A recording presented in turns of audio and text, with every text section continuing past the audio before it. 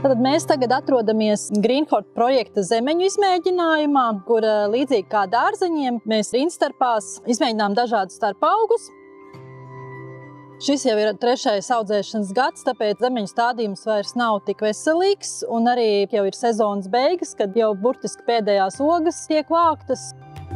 Vienā variantā mums kā blakusaugi tiek audzēti kāposti, un šeit var redzēt, kāpostiem tomēr starp zemenēm īpaši labi nepatīk. Ir vāji attīstīti un arī diezgan daudz kāpostu balteņu bojājumi. Tāda pozitīva ietekme no zemenēm uz kāpostiem neparādās, bet negatīva ietekme uz zemenēm no kāpostiem arī neparādās, tā kā iespēja rindstarpās kāpostu augus audzēt ir, bet jārēķinās ar to, ka jums tad nebūs tik liela raža kā, teiksim, vienlaidus stādījumā.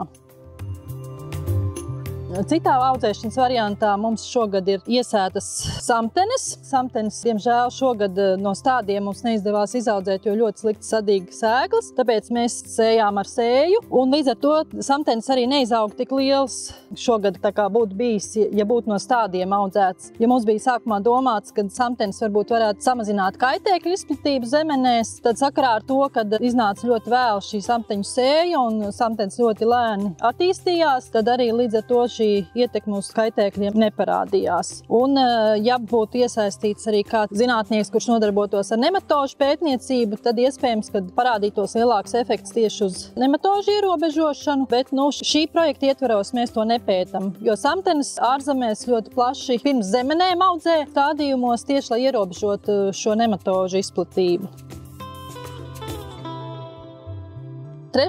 rindstarpa augs mums ir koriandrs, un arī ar koriandru līdzīgi kā ar samtenēm mums šogad nesanāca tā, kā bija plānots, jo pavasars bija vēss, un pēc tam bija sausums. Mēs vēlu iesējām, un sēklas arī ļoti lēni dīga. Tā attīstība bija ļoti lēna. Līdz ar to, tad, kad mēs domājam, ka koriandrs varētu arī ar savu smaržu atstāt kaut kādu ietekmi uz kaitēkļu izplatību, tad tas neparādījās šogad, jo tie lielākie, nozīmīgākie kaitēkļi zemenēs jau bija beiguši darbot, tad, kad koriandrs sāka ziedēt. Ja būtu labvēlīgāks pavasars un šo sēju būtu bijis iespējams izdarīt agrāk, tad iespējams arī vairāk parādītos tas pozitīvais efekts.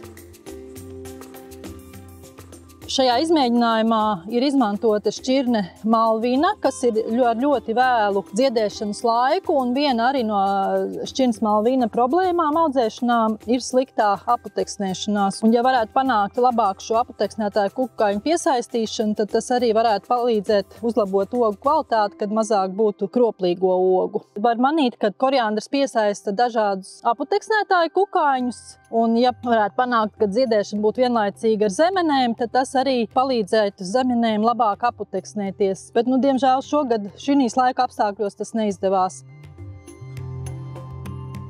4. variants, kā kontrola mums ir, kur nekas netiek audzēts rindstarpās, vienkārši tiek izmantot salmu mulča. Tā, ka mēs šogad izmantojām mulčai auzu salmus, un ļoti daudz bija laikam iekšā sēklas. Līdz ar to šeit izstāsta kā tā gandrīz labība lauks, jo šīs auzas ļoti labi arī sadīga, un tam ir gan pozitīvs efekts, gan negatīvs efekts. Pozitīvais ir tas, ka arī auzas ir kā sanitāra augs, kas uzlabo augsnes veselību, tātad atstāja varbūt labvēlīgāk to pēcietekmi uz augsni, bet negatīvais ir tas, ka tiek zemenes noēnotas, ilgāk uzturās mitrums, un, ja ceļš ir slapja sezona, tad tas var veicināt pelēkās puves izplatību.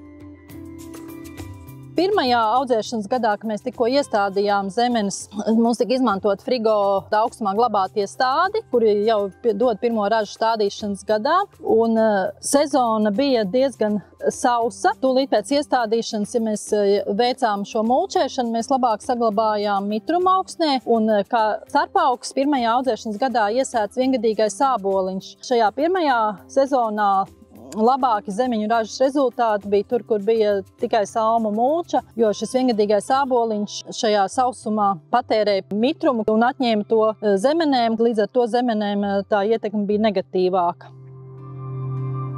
Jā, šie pētījumi varbūt radīja vairāk jautājumu nekā atbilžu, jo viss tika izmēģināts tikai vienu sezonu, un katrs gads atšķirās ar saviem laika apstākļiem. Tāpēc, ja mēs gribam tādus nopietnākus un labākus secinājumus, tad, protams, būtu nepieciešams turpināt šādu veidu pētījumus un ierīkot lielākās platībās. Un arī, ja mēs gribam ieviest šādu veidu audzēšanu ražošanā, tad būtu jāveic arī pilnīgāka tehnoloģija izstrāde, lai varētu vairāk kaut ko mehanizēt, jo šeit tika viss darīts diezgan daudz, izmantojot roku darba spēku. Līdz ar to tad audzēšanas izmaksas tad sanāk daudz augstākas. Visa šī izmēģinājuma secinājums ir, ka šīs rīnstarpes var izmantot starpaugu audzēšanai un var sekmīgi blakus zemeņu ražai ievākt arī paralēli kaut kādu citu ražu, un negatīvu ietekmi uz zemenēm tas neatstāja. Tikai, protams, jāizmanto tad ir platāki stādīšanas attālumi. Šeit mums ir 1,20 m starp rindām, lai arī būtu pietiekoši liela telpa šiem blakus augiem, kur attīstīties.